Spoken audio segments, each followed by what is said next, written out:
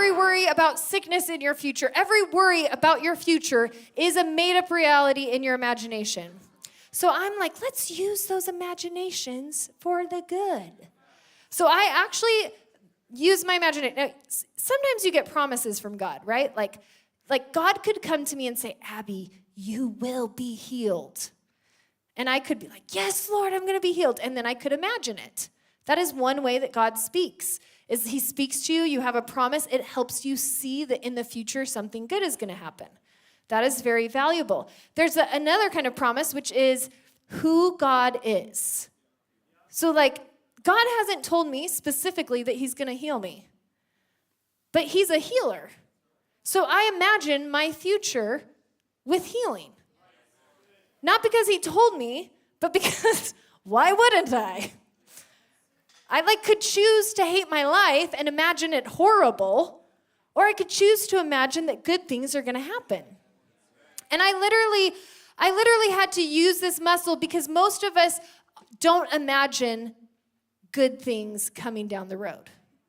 So one of the ways that I did this is I started writing myself letters from the future. So Dear Abby, 2020.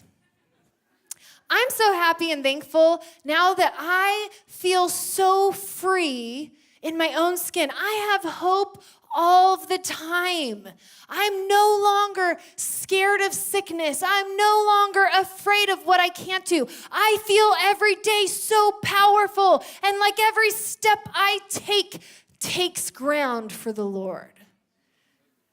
Dear Abby, and I do this in every area. So with money, I wrote myself 30 letters from the future.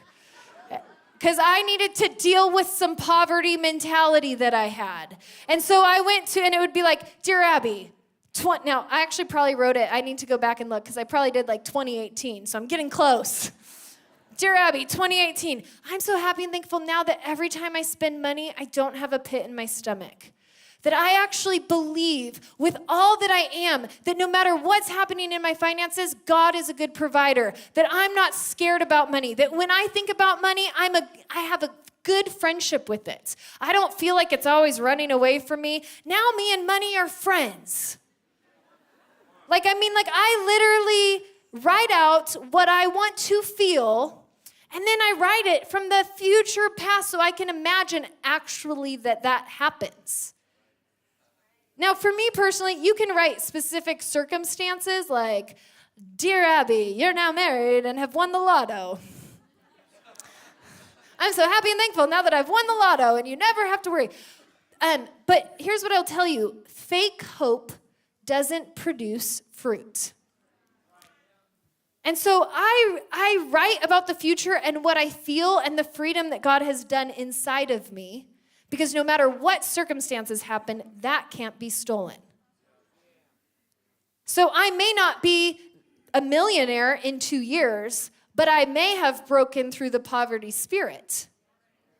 And that feels really valuable to me.